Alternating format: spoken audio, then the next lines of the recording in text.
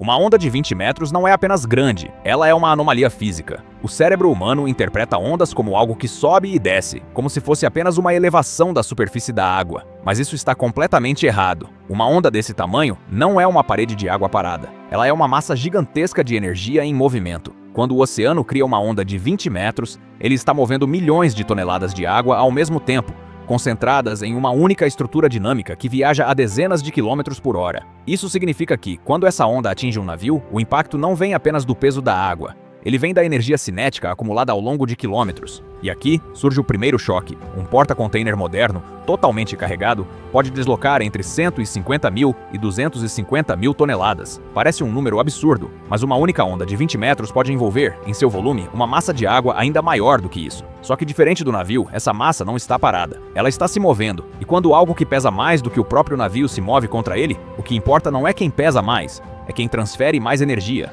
O navio flutua porque desloca a água. A onda destrói porque desloca a energia. Quando uma onda dessas se aproxima, ela não empurra o navio de forma uniforme. Primeiro, a proa começa a subir. O casco, que mede centenas de metros, passa a ser apoiado apenas em um ponto.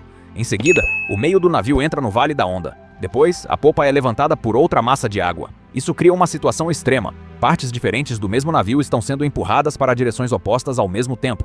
A engenharia naval chama isso de flexão longitudinal. Na prática, significa que o navio está sendo dobrado, mas não dobrado como um galho, dobrado como uma régua de aço de 400 metros de comprimento. E aço não gosta disso. A maior parte das pessoas imagina que o perigo vem da água entrando no navio.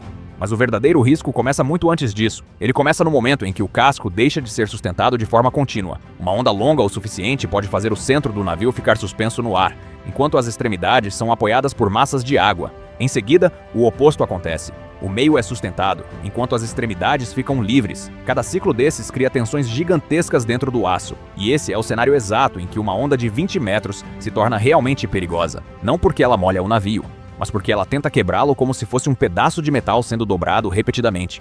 E o navio ainda está inteiro, por enquanto. O casco de um navio não é rígido, e isso é intencional. Se ele fosse totalmente rígido, se partiria muito mais facilmente. Em vez disso, os engenheiros projetam o casco para flexionar levemente, absorvendo parte da energia das ondas. O problema surge quando essa flexão ultrapassa o chamado limite elástico do aço. Até esse limite, o aço se deforma e volta ao normal. Depois dele, a estrutura não volta mais. E uma onda de 20 metros pode empurrar o navio muito além desse ponto. Quando o navio entra em um padrão repetido de hogging e sagging, quando o meio sobe e depois desce, enquanto as extremidades fazem o oposto, as forças internas se acumulam. Cada ciclo cria microtrincas invisíveis dentro do metal. Essas trincas não aparecem no casco, elas surgem dentro da estrutura. Soldas, junções, reforços longitudinais e cavernas internas começam a sofrer tensões concentradas. Em um navio carregado, isso é ainda pior, porque o peso dos contêineres amplifica cada deformação. O aço não falha como vidro, ele falha como o papel sendo dobrado. Primeiro, ele aguenta, depois ele marca, depois ele rasga. E quando uma trinca atinge um certo tamanho crítico, ela não cresce lentamente. Ela se propaga a centenas de metros por segundo através da estrutura. Isso significa que, no instante em que o casco ultrapassa seu limite estrutural, a ruptura não leva minutos, ela leva segundos. É por isso que, em alguns acidentes reais, navios de centenas de metros literalmente se partiram em dois no meio do oceano.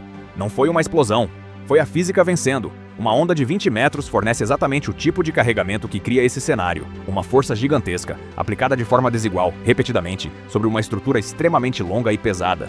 O navio não afunda primeiro, ele se quebra primeiro. Quando um navio se parte ao meio, a causa raramente é uma única onda, é o acúmulo. Aço sofre fadiga. Cada viagem, cada tempestade, cada pequena flexão deixa marcas microscópicas na estrutura. Um navio que já enfrentou anos de mar pesado não está começando do zero quando encontra uma onda de 20 metros. Ele já chega cansado. Se a estrutura já tem microfissuras, corrosão interna, soldas enfraquecidas ou distribuição de carga imperfeita, uma única sequência de ondas extremas pode ser suficiente para cruzar o ponto sem retorno. E é isso que torna esse fenômeno tão perigoso. Do lado de fora, o navio parece intacto. Por dentro, ele pode estar no limite. Uma onda de 20 metros não precisa destruir tudo de uma vez. Ela só precisa empurrar a estrutura além da margem de segurança.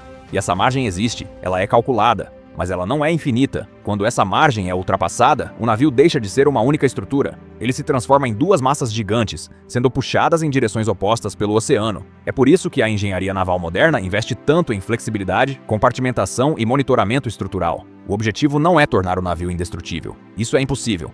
O objetivo é garantir que, mesmo quando forças absurdas atuam sobre ele, o colapso não seja instantâneo. Porque no oceano, o verdadeiro inimigo não é a água, é a escala.